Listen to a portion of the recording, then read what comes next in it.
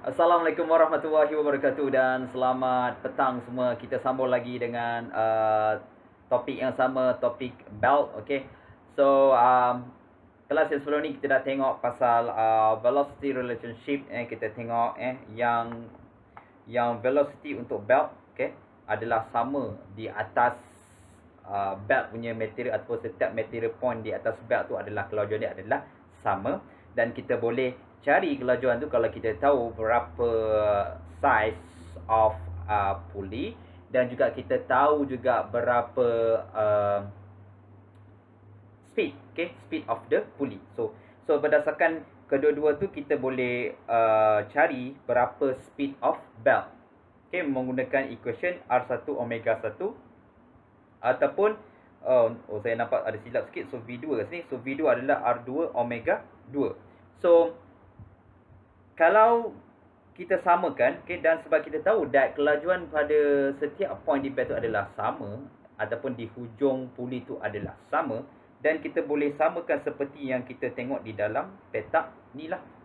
Okey. R1 omega 1 sama dengan R2 omega 2, dan kita boleh rearrange equation tu. Kalau kita ada size dalam diameter, kita boleh tukar je directly. Tak ada isu untuk gunakan yang color biru yang saya petak ni. Ataupun kalau saya instead of saya menggunakan angular velocity dalam radian per second, saya boleh menggunakan di dalam rotational speed n. Okay. So ini semua adalah relationship. So kita tak perlu nak convert lah. Kita boleh terus directly guna. As long as benda tu radius, diameter, n, omega, itu boleh, tak ada isu.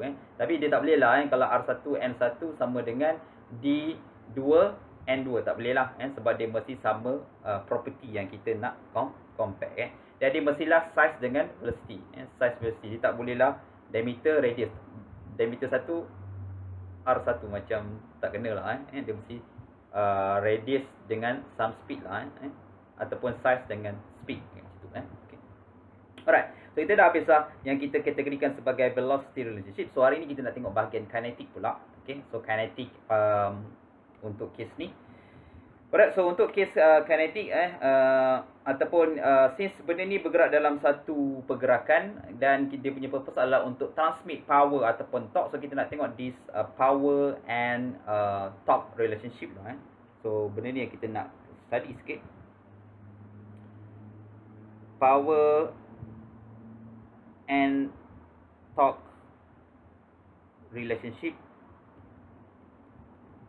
Okay, so ini yang kita nak tengok. Okay, ni ada sebab ni adalah fungsi of belt sendiri adalah untuk transmit power. Okay, alright. So so di bawah kes ni juga saya sebab lukisan saya pun dah mess up yang sebelum ni, dua sebelum ni. So saya macam biasa kita lukis, kita rajin lukis. Okay, kita lukis sikit.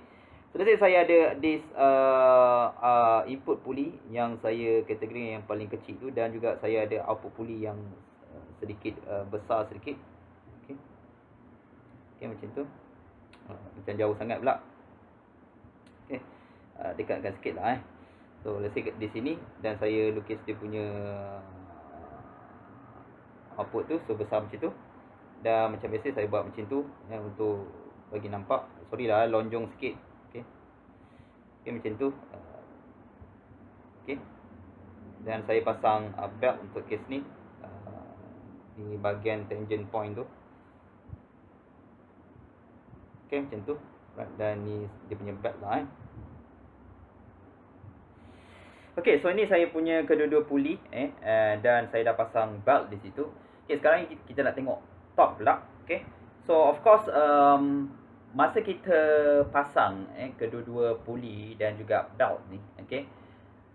So bila pasang pulley dekat output dan juga input, okay, dan kita rapkan dengan belt, okay, usually belt tu dalam tension ke tak sebenarnya? Ke dipasang longgar je? Okay, ni soalan ni. Okay, alright. So dia mesti kena pasang dengan some initial tension. Okay. So maksudnya kita tak boleh pasang dia longgar-longgar macam tu. So dia mesti ada some tension di dalam belt. Maksudnya kita kena pasang dia secara tegang lah, sedikit. Okay. Kalau kita pasang dia longgar, so nanti tiada traction lah. So friction tiada. Friction ada, tapi traction tak ada. So bila traction tak ada, dia maksudnya dia tak gigit lah antara permukaan puli dan juga belt. So bila tiada gigitan tu ataupun traction untuk kes ni, so dia tidak boleh berjalan dengan baik lah ataupun berfungsi secara baik.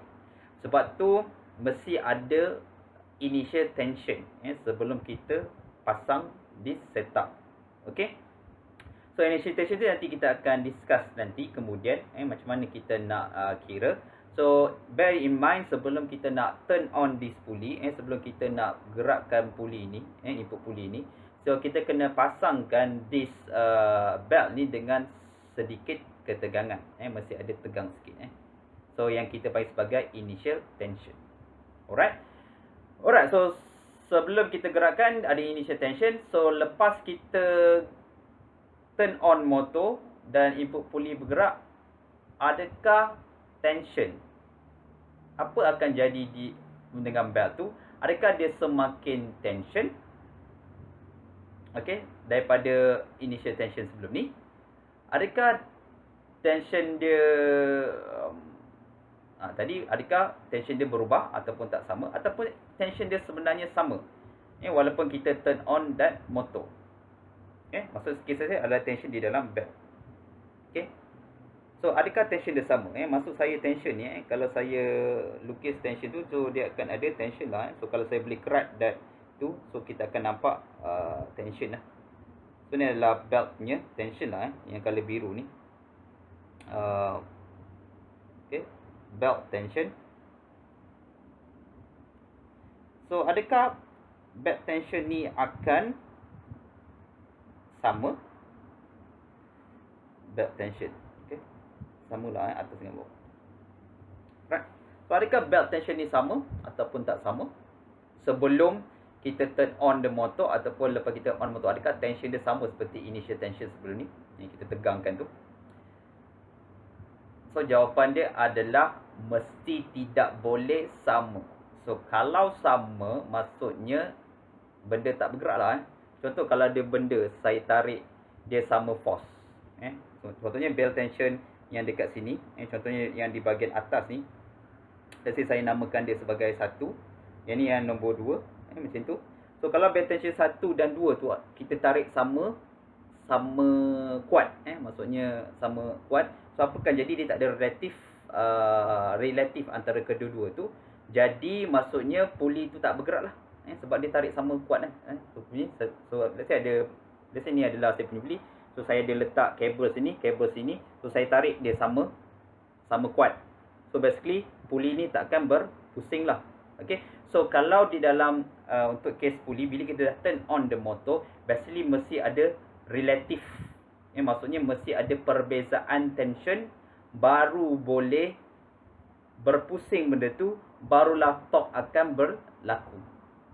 Okay. So sebabkan oleh perbezaan tension akan berlakunya torque lah, sebab kita ada radius tu.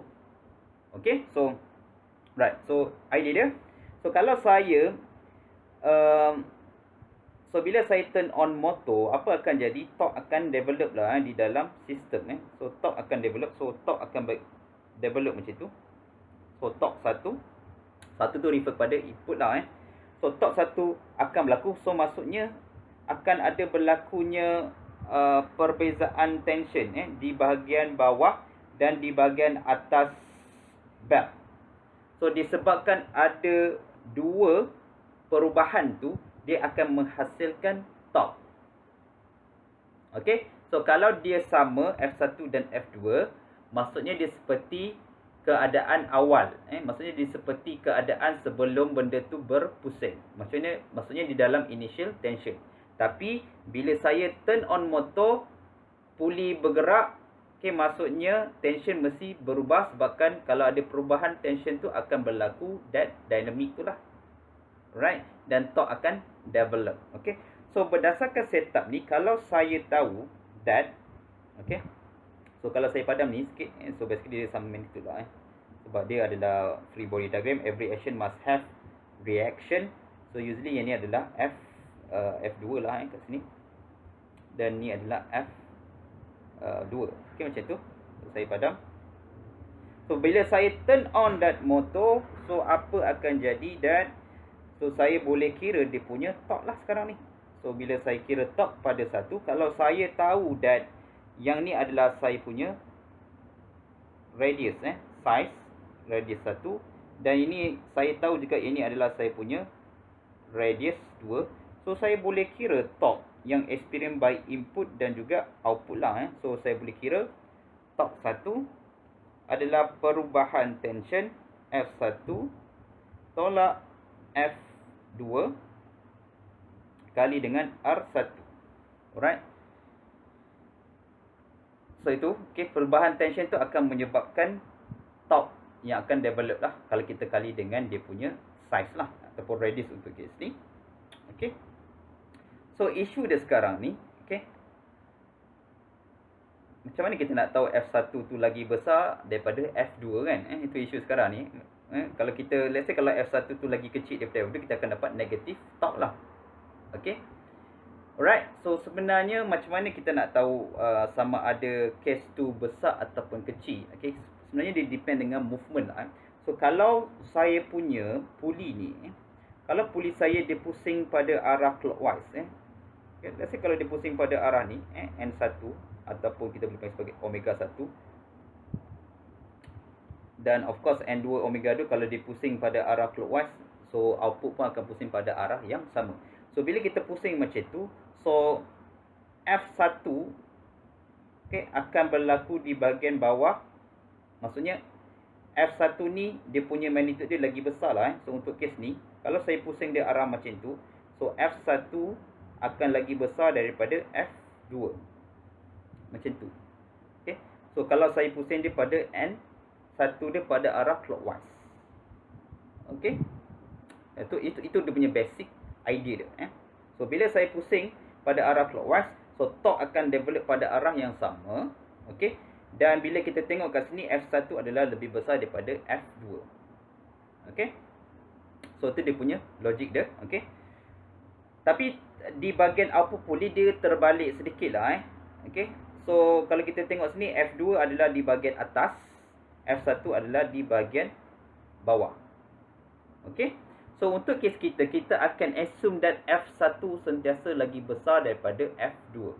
Apa maksud F1 untuk kes ni? So F1 ni kalau saya boleh define dulu sebelum saya explain dengan lebih lanjut. Okay. So F1 untuk kes ni, F1 adalah tension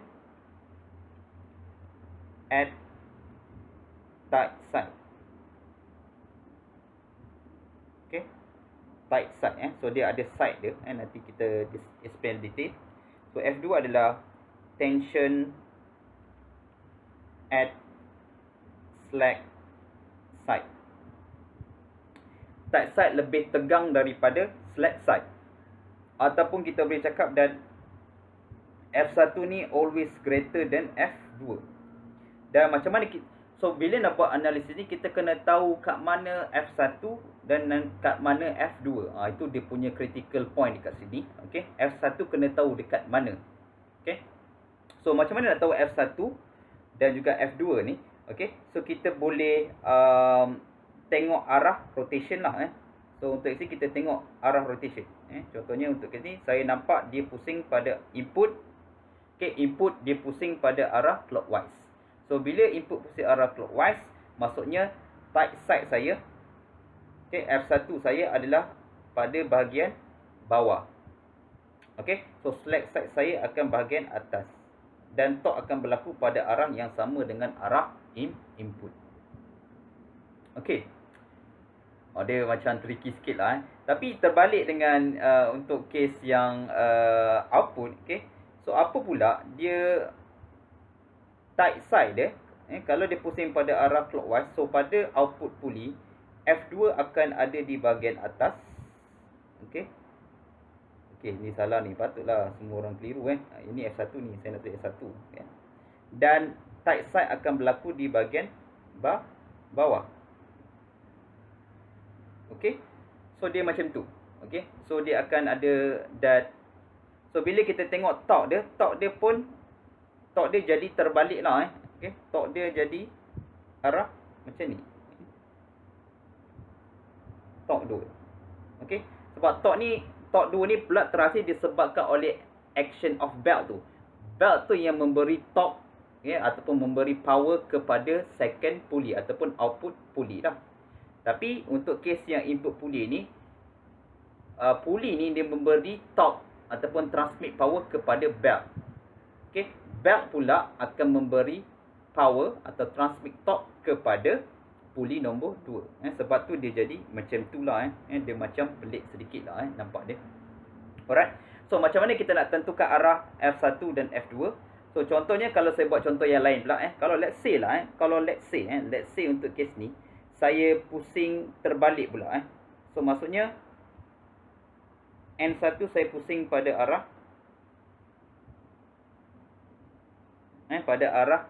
anti-clockwise.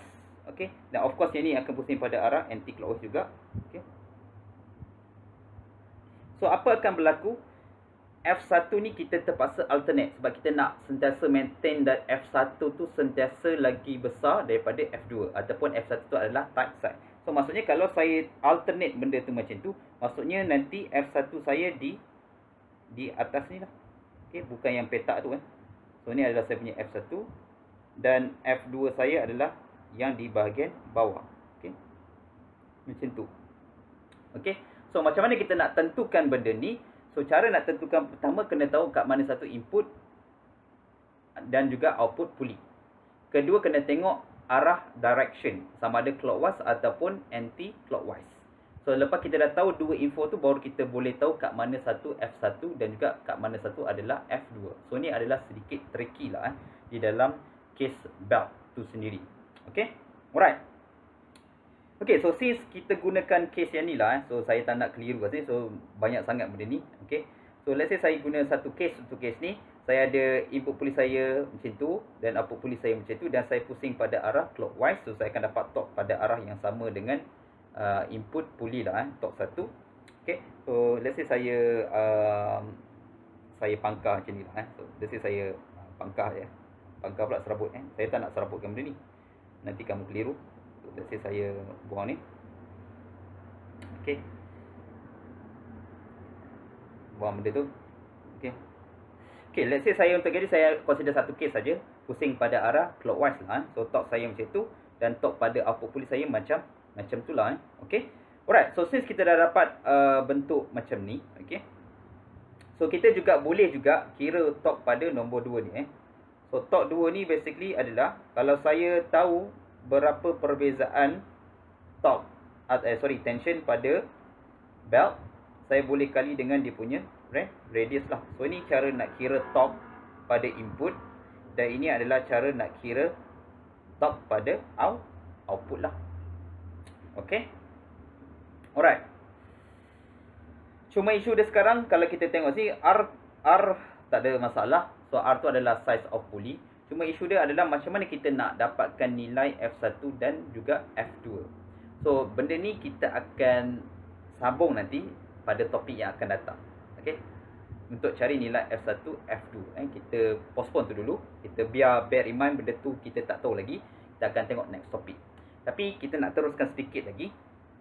Okay, sebab kita tahu that yang this device, this belt system ni, kita tahu that power, okay, power satu, power yang transmit atau power yang develop daripada motor dekat input adalah sama pada output shaft. Sebab kita tahu that dia punya efficiency lebih kurang 96 ke 99%, hampir perfect, ataupun kita panggil sebagai efficiency lebih kurang 100%.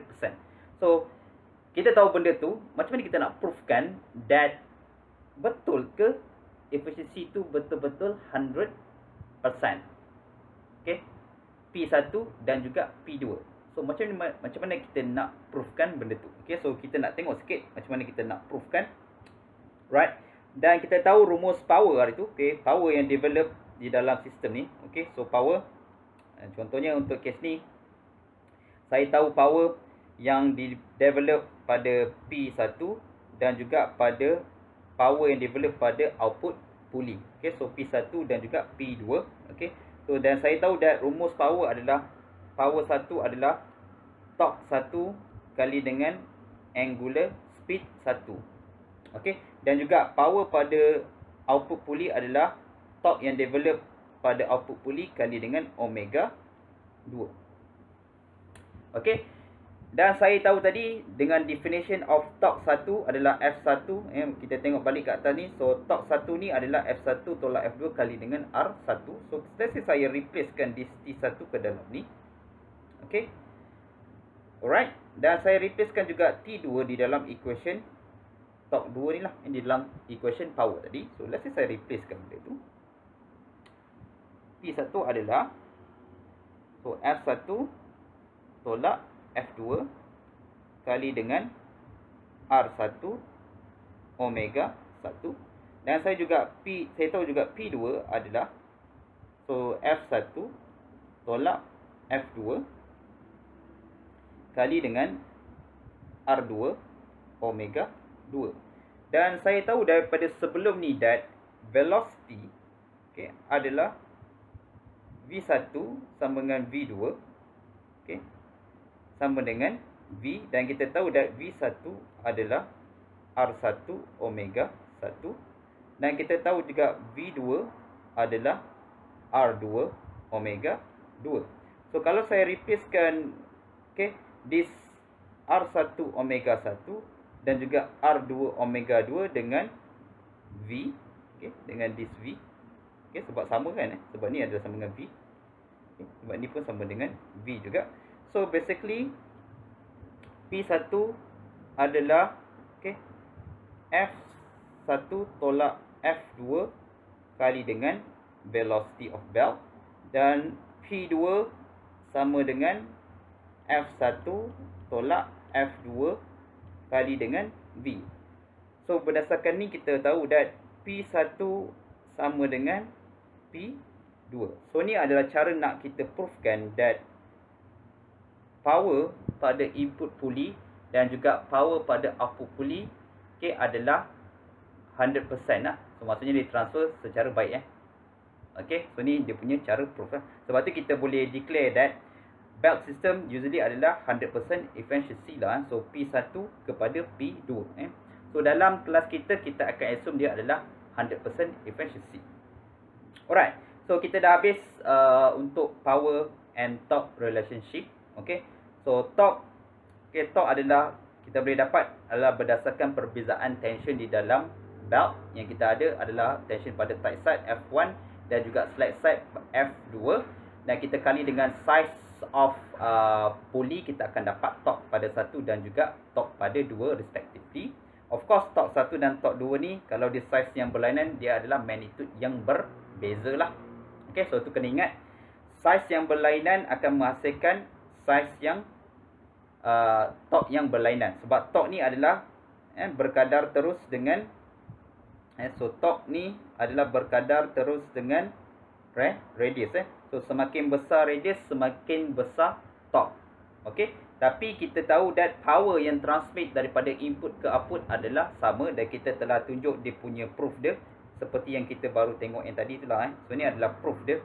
Sebab apa? P1 sama dengan P2. Kita berhenti dulu takat ni. Kita sambung nanti dengan yang kita pending. Kita pending apa sekarang ni? Kita pending macam mana kita nak quantify this F1 dan juga F2. Kita ada isu tu. Macam mana kita nak quantify? Macam mana kita nak design dengan baik? Macam mana kita pastikan F1 dengan F2 tu adalah design yang terbaik untuk design belt system. Kita berhenti dulu takat ni. Jumpa lagi. Assalamualaikum warahmatullahi wabarakatuh. Bye bye.